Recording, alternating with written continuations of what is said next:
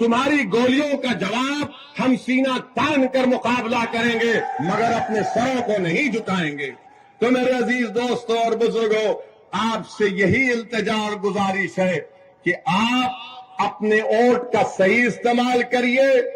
आप खुद अपने दिल पर हाथ रखकर बताइए कि अगर हाजी आरिफ चेयरमैन होगा, हमारी बहन चेयरमैन बनेगी इंशाअल्लाह, तो आप बिला झिझक इनको चेयरमैन के तौर पर नहीं देखेंगे, बल्कि अपने भाई के तौर पर, अपना रहबर के तौर पर, एक मदद करने वाले के तौर पर आप देखेंगे। वो गलती मत करिए जो आपने विधानसभा के चुनाव में की थी और आपने समझा कि अखिलेश भैया भाजपा को हराएंगे। अखिलेश भैया नहीं कर सकते। वो बेचारे गम के पैंडल साइकिल पर मार रहे हैं, गम के पैंडल साइकिल पर मार रहे हैं। उस साइकिल के टायरों में एक नहीं 3-3 पंक्चर हाजी आरिफ कर चुके हैं। तो आपसे अपील है कि पतंग के निशान पर बटन दबाइए। और अल्हम्दुलिल्लाह अभी हाजी आरिफ साहब ने जिक्र किया कि उन्होंने कई डेवलपमेंट के, तरक्की के, विकास के काम करवाए। आप ये देखते हैं कि उन्होंने अभी कहा कि क्लीनलीनेस में, स्वच्छता में पूरे उत्तर प्रदेश में सबसे पहला नंबर दासना को मिला है। अब बताओ योगी आदित्यनाथ इसका भी जिक्र कर देते, ये भी बोल देते, मगर अल्फाज में कंजूसी है। मुख्यमंत्री की जबान से हाजी तो छोड़ो, आरिफ भी नहीं निकलेगा। दासना तो निकलना चाहिए था, बोलना चाहिए था कि देखो दासना ने वो काम किया, मगर नहीं बोल सकते। फिर आप अभी हाजी आरिफ ने बताया कि यहां पर महिलाओं के लिए उन्होंने ई रिक्शा की फ्री सर्विस को रखा है। मैं अल्लाह से दुआ करता हूं कि अल्लाह इनसे और खैर का काम ले। फिर आपने ये भी बताया कि पुल बनाया, मखदूम साहब का पुल बनाया, लाइब्रेरी की तामीर हो गई, 204 फ्लैट मुस्तहक गरीबों को दिए गए हैं और 1000 मकान तैयार मुकम्मल हो चुके हैं। ये तमाम काम हाजी आरिफ की मेहनत और जुस्तजू की वजह से यहां पर हुए हैं, क्योंकि आपने उनको वोट देकर कामयाब किया था। अब आइंदा 5 साल के लिए और भी बहुत से विकास के, डेवलपमेंट के काम करना बाकी है।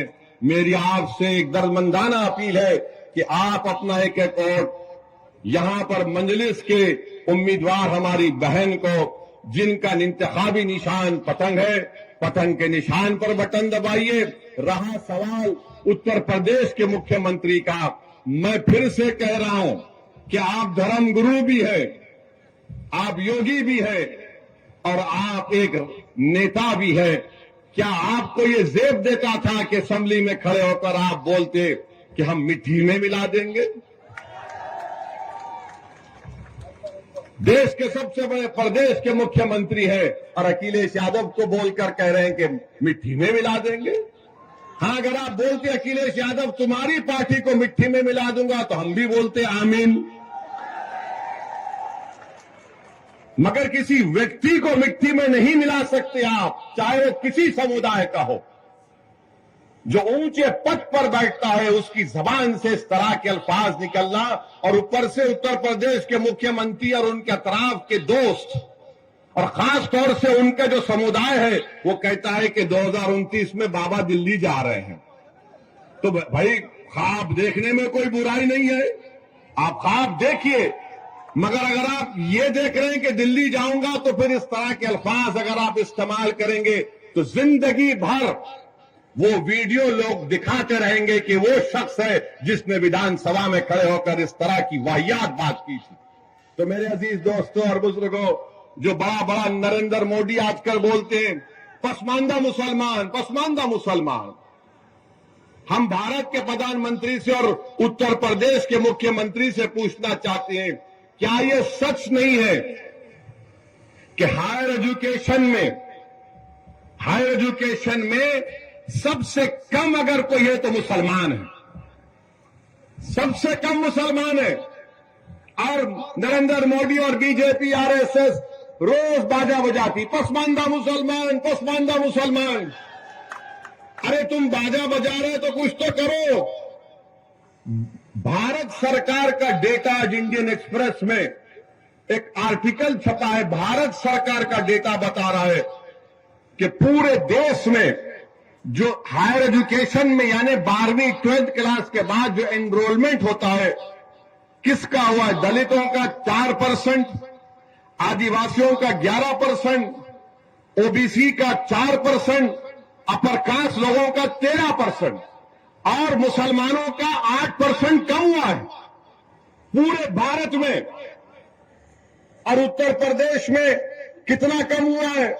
उत्तर प्रदेश में अल्पसंख्यक समाज मुसलमान की आबादी 20% है और कितने मुसलमान समाज के हायर एजुकेशन में पढ़ रहे? 4.5%। पूरे भारत में अगर 1,80,000 मुसलमान का ड्रॉप आउट हुआ है हायर एजुकेशन एनरोलमेंट में, तो उत्तर प्रदेश में 58,365 का ड्रॉप आउट हुआ। क्यों मोदी जी आप झूठ बोलते? पसमानदा मुसलमान को करो। अरे आप ही के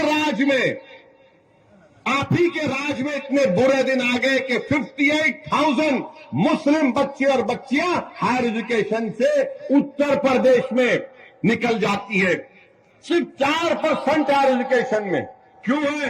क्योंकि मोदी जी ने फेलोशिप को खत्म कर दिया मौलाना आजाद की, क्योंकि एनकाउंटर के नाम पर डर फैला दिया जाता है, डराया जाता है तो लोग डरते हैं, नौकरी नहीं मिलती। जब पढ़ेंगे नहीं तो नौकरी नहीं मिलती। बल्कि पीएलएफएस का डेटा है कि अगर किसी का नाम मुसलमान है और किसी का नाम दलित है, आदिवासी है और पंडित है तो सबको इंटरव्यू का कॉल आता है। किसको नहीं आता? मुसलमान को नहीं आता।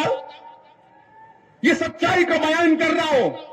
और ये समाजवादी कांग्रेस के लोग और ऐसी भड़काऊ भाषण देता। अरे मेरा भड़काऊ भाषण नहीं होता है, मैं सच्चाई को बयान कर रहा हूं, डेटा की बुनियाद पर बयान कर रहा हूं। तुम सच्चाई को कबूल नहीं करना चाहते। एक तो भारत के प्रधानमंत्री और उनकी पार्टी बोलती सबका साथ, सबका विकास, सबका विश्वास। कहां का सबका साथ हो रहा है? उत्तर प्रदेश में जहां से प्रधानमंत्री एमपी हैं, उस प्रदेश में 58,365 मुसलमान हायर एजुकेशन में ड्रॉप आउट है। क्यों आपने स्कॉलरशिप नहीं देते और बोले जाते? और फिर अखिलेश यादव, बहुजन समाज, ये कांग्रेस नहीं वो ऐसी वोट काटता है। अरे इसमें क्या है बताओ? तुम मुंह क्यों नहीं खोलते इसके बारे में? एनकाउंटर हुआ तो मुंह नहीं खोलते।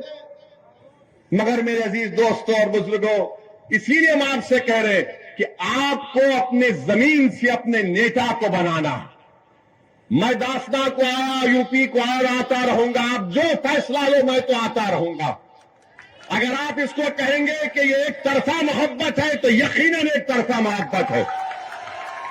मैं आपसे कुछ नहीं चाहता, मैं सिर्फ ये चाहता हूं कि आप एक सियासी ताकत बनिए, अपनी एक सियासी आवाज को मजबूत बनाइए।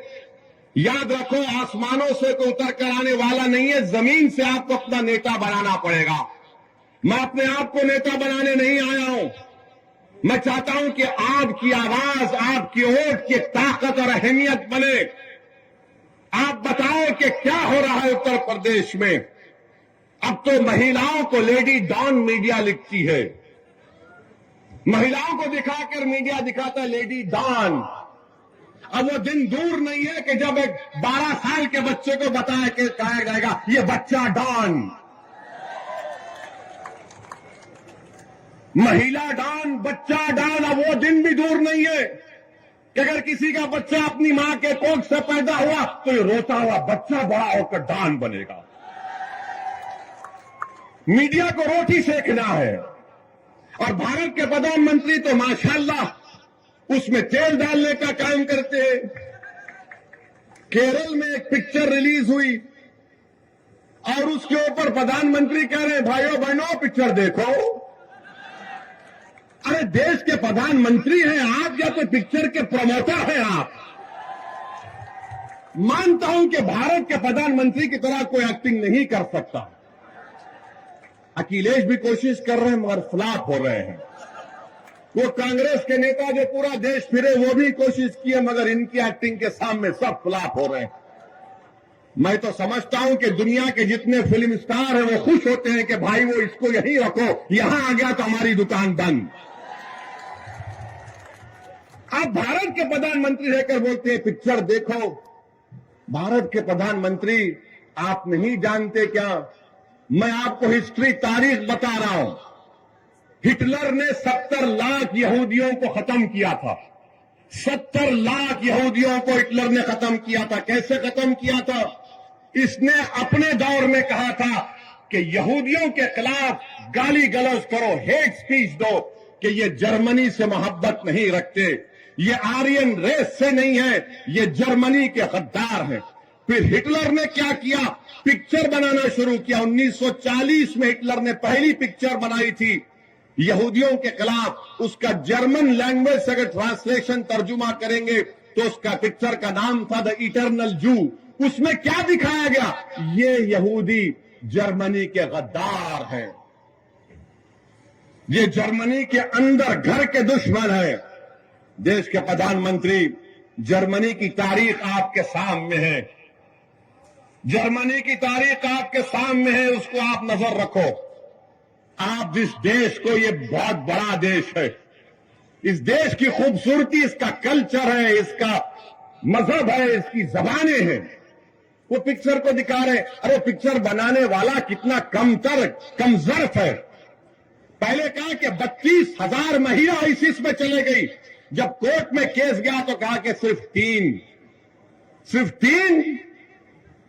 अरे वो गई तो तुम क्या पिक्चर बनाकर पूरे बुरखापोश खवातीन को बदनाम करोगे? तुम क्या पूरे समुदाय को बदनाम करोगे? और भारत में जितने मुसलमानों के मजहबी तंजीमें हैं उन सब ने आईएसएस के खिलाफ फतवा दिया, कहा ये दहशतगर्द है, आतंकवादी है। तुम वो नहीं दिखाते। और किसी ने हमसे कहा कि उस पिक्चर में ओवैसी तुम्हारी तकरीर भी दिखाई गई, तो हम मानते हैं कि हमारी तकरीर को सुने बगैर हमारे दुश्मन का भी पेट में दर्द नहीं कम होता। इनको लगता है कि जब तक ओवैसी का भाषण नहीं सुनेंगे हम में मर्दानगी नहीं पैदा होगी। तो सुनो, सच्चाई पर मुमन्नी है, झूठ पर हम नहीं बोलते, लंबी लंबी नहीं छोड़ते। भाइयों बहनों 15 लाख आ जाएगा। भाइयों बहनों हर साल 2 करोड़ नौकरियां मिलेंगी, अच्छे दिन आ जाएंगे। तो ये पिक्चर बना रहे हैं। अरे महंगाई पर पिक्चर बनाओ, किसान को फर्टिलाइजर नहीं मिल रहा है, नहीं बनाएंगे। अरे पिक्चर बनाओ कि घर में गरीब के पास पैसे नहीं है, सेविंग्स खत्म हो रही है। भारत में 20% गरीब हुआ है। कितना? 50%। अगर एक गरीब 100 रुपये कमा रहा था, आज 50 रुपये कमा रहा। और अगर कोई डेवलपमेंट